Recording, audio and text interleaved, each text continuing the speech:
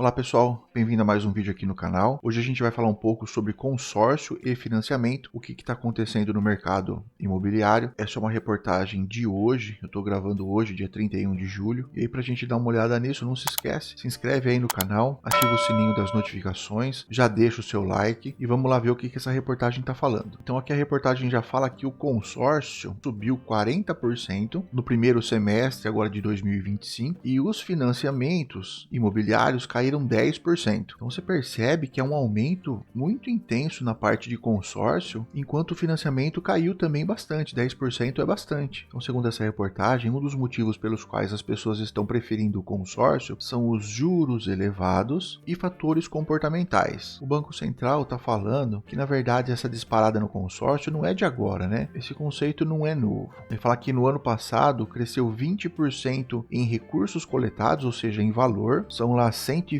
bilhões de reais, e em dezembro do ano passado, 2024, chegou mais de 11 milhões de cotas. Aqui é em quantidade de cotas, esse aqui é em valor. E houve um crescimento de 9,7%, ou seja, quase 10% na quantidade de cotas, só o ano passado. Então aqui, ó, o Robson Assis, que é especialista em consórcio, ele fala que quando o cliente se depara com a taxa de juros, e hoje está em torno aí de 15%, a taxa básica, então aí as pessoas começam a buscar alternativas para conseguir dinheiro para comprar o seu imóvel. E aí, com os juros altos, os bancos sobem a régua na hora de aprovar o crédito. Isso aqui poderia ser um outro vídeo que tem muita gente falando que o Brasil está numa bolha imobiliária. Isso aqui comprova que não. Na verdade, os imóveis estão caros, mas não significa que é uma bolha. Significa que o Brasil está empobrecendo, é só isso, o brasileiro médio, porque um dos requisitos de uma bolha é quando os bancos começam a emprestar dinheiro para qualquer um, para você comprar. Então o preço dos imóveis começa a subir sem nenhum motivo aparente, sobe só porque as pessoas estão conseguindo crédito barato, começa a comprar e tudo que você compra demais o preço sobe,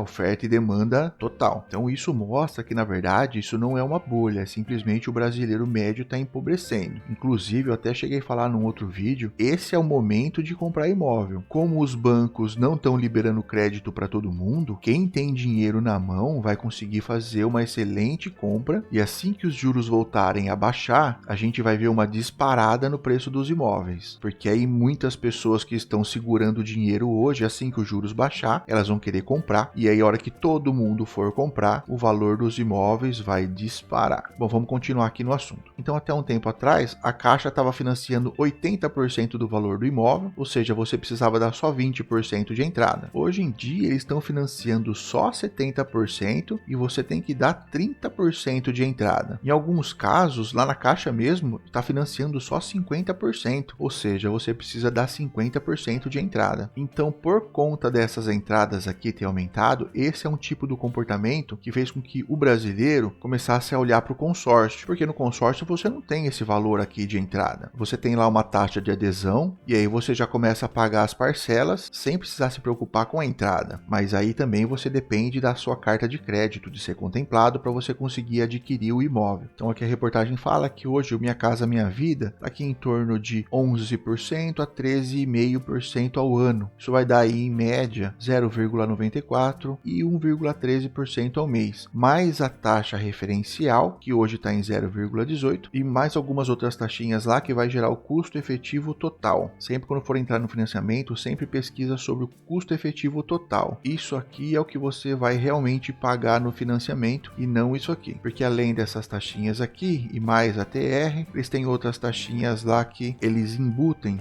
e aí dá esse custo efetivo total aqui. Então aqui a reportagem está falando dos altos juros, aqui ó, e a necessidade de entradas maiores. Só para a gente ter uma noção do quanto isso é, vamos pegar aqui um imóvel de 300 mil vezes 0,20, que é 20%. Então, no sistema antigo aqui de 20%, a gente daria de entrada 60 mil reais. Hoje, esses mesmos 300 mil vezes 0,3, que é 30%, a gente precisaria dar 90 mil de entrada. Então, ó, 90 dividido por 60, houve um aumento, só para a gente saber, vezes 100, houve um aumento no valor da entrada de 50%. Então, aqui ele está falando que o brasileiro tem uma dificuldade de poupar, e o que o brasileiro gosta é de um boleto. Essa parte aqui é uma parte que eu acho complicada no consórcio. Ela não tem juros, mas ela tem correção. Alguém já fez consórcio? Eu já fiz. Uma época eu fiz um consórcio de uma moto e 4 anos depois eu não estava mais conseguindo pagar por causa dessa correção aqui, ó. Muitas vezes a gente começa a pagar no consórcio um valor baixo e esse valor vai subindo muito durante o ano, durante os anos, e começa a sair do nosso orçamento. Bom, pelo menos aconteceu comigo, mas eu sou só eu. Com mais alguém aconteceu isso? Tem mais gente que começou a pagar consórcio e de repente viu as parcelas subirem demais? Um dos medos do consórcio que eu tenho é esse, porque a minha experiência, isso é a minha experiência, tá? A minha experiência foi uma experiência ruim. Enquanto no financiamento, eu sei que no financiamento a gente vai começar a pagar muito caro, mas no final do financiamento as parcelas começam a ficar mais suaves. Mesmo aquelas parcelas fixas, como existe uma desvalorização constante do nosso dinheiro, depois de uns 15 anos, 20 anos, a gente percebe que as parcelas ficam num valor baixo. Faz essa experiência. Conversa com alguém que tem uma casa financiada já aí por 15, 20 anos e pergunta quanto essa pessoa paga de parcela da casa. Não vale 5 anos, 10 anos, tá? Tem que ser a partir de 15 anos. E aí você vai ver que o valor que essa pessoa paga de parcela é muito baixo. Então aqui eles vão falar que a parcela do consórcio não tem nenhum problema com os juros, mas elas são corrigidas pelo Índice Nacional de Custo da Construção. Então tá aqui, ó, algumas empresas reajustam pelo Índice Nacional do Custo de Construção, INCC, ou o Índice Geral de Preços de Mercado, que é o IGPM, o Custo Unitário Básico, que é o CUB, e o INPC. Aí depende um pouco da empresa que foi contratada para administrar o consórcio. E aqui tem um outro problema. Quando a Selic está alta, o consórcio pode ser interessante, pode ser, tá bom? Isso não é nenhuma recomendação. Mas quando a Selic cai, o que acontece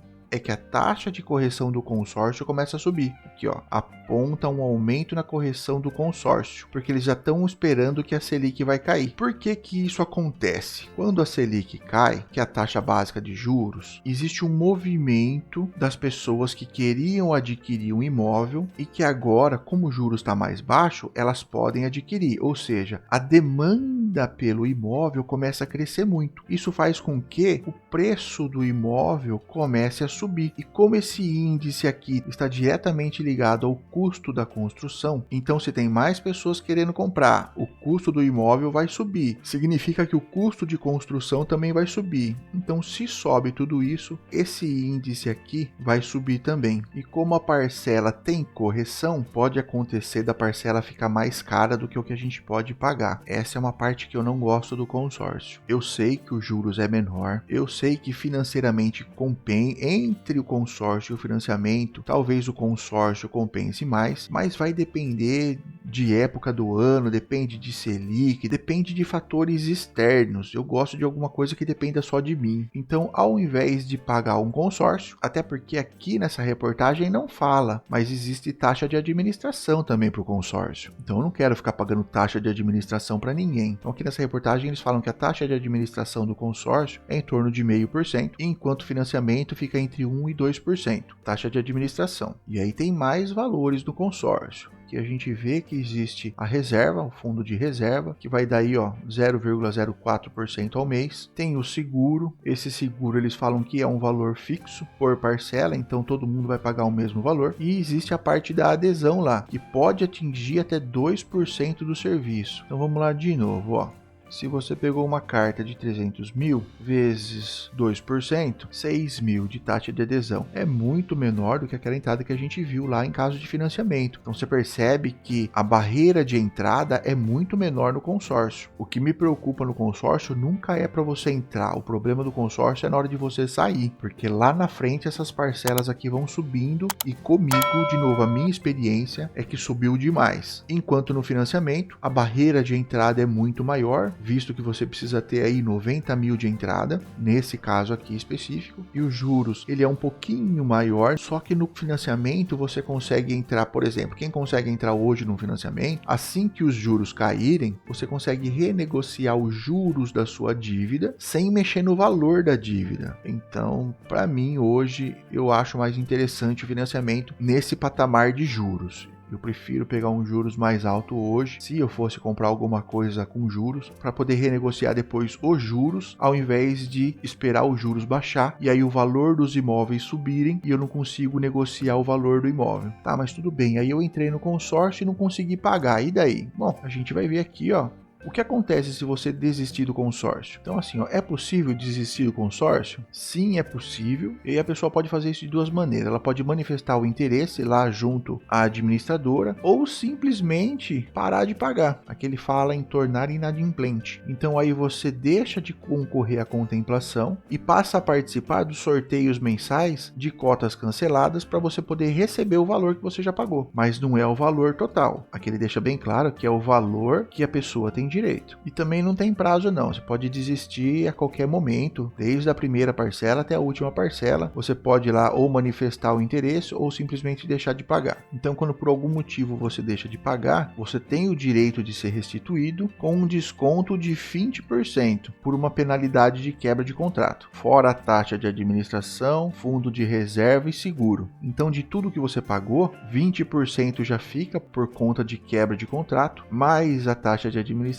mais o fundo de reserva e mais o seguro. Então todas essas taxas aqui a gente não pega de volta. E aí assim, pessoal, por exemplo, tudo bem, no consórcio você não paga juros, eu concordo. Só que você também não recebe juros. O que é melhor? Você dá o seu dinheiro para uma empresa, que você vai pagar taxa de administração, fundo de reserva e seguro. Eu nem estou contando aqui com os 20% que a gente vai desistir. Estou contando só com a taxa de administração, fundo de reserva e seguro. Você acha melhor dar o seu dinheiro para uma empresa para ela te cobrar tudo isso aqui e sem te dar nenhum juros de volta, ou você prefere pegar esse mesmo dinheiro que você daria para eles, investir e receber juros? Você não concorda comigo que matematicamente falando, você vai conseguir atingir o valor muito mais rápido recebendo juros do que com pessoas tirando dinheiro do seu próprio dinheiro? Não sei se ficou muito abstrato isso que eu acabei de falar, porque essa taxa de administração vai sair do dinheiro que você está pagando, o fundo de reserva vai sair do dinheiro que a pessoa está pagando, o seguro também. Então se você juntar tudo isso e mais os juros lá do CDB, do CDI, de alguma coisa, você não concorda comigo que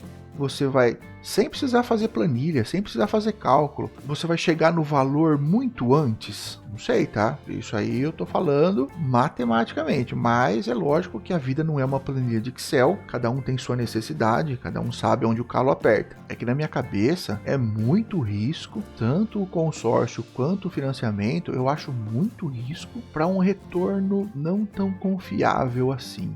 Mas tudo bem. Então aqui a própria reportagem fala que não tem como prever antecipadamente o valor que a pessoa vai receber em caso de desistência, por conta dessas outras taxinhas aqui. Mas e aí, pessoal, o que vocês acharam disso aqui? O que vocês preferem? Consórcio ou financiamento? O que você acha melhor? Eu particularmente não gosto nenhum dos dois, mas por conta da minha experiência, eu não escolheria o consórcio, eu prefiro o financiamento. Mas, pessoal, isso é a minha opinião baseado na minha experiência, tá? Tem gente que se dá bem com consórcio, tem gente que inclusive faz poupança com consórcio. Eu conheço gente que usa o consórcio como poupança. A pessoa não é capaz de guardar dinheiro e ela usa o consórcio, como a própria reportagem já fala aqui, né? Ela dá o boleto para você pagar e você tem que pagar. E aí com isso a pessoa consegue juntar um dinheiro. Eu entendo, não concordo, mas eu entendo. Conta pra mim sua experiência de consórcio. Já passou por isso? Da parcela subir demais e você não conseguir pagar? Alguém já passou por isso aqui? E financiamento? Alguém conhece alguém que já tá num financiamento há mais de 15, 20 anos para saber o valor das parcelas, para ver se compensou? Enquanto no consórcio a parcela não para de subir, no financiamento a parcela não para de cair por conta da desvalorização do dinheiro. Então o consórcio é mais fácil para entrar e mais difícil para sair, enquanto o financiamento é mais difícil de entrar, mas é mais fácil para sair. Essa é a minha opinião, de acordo com a minha experiência,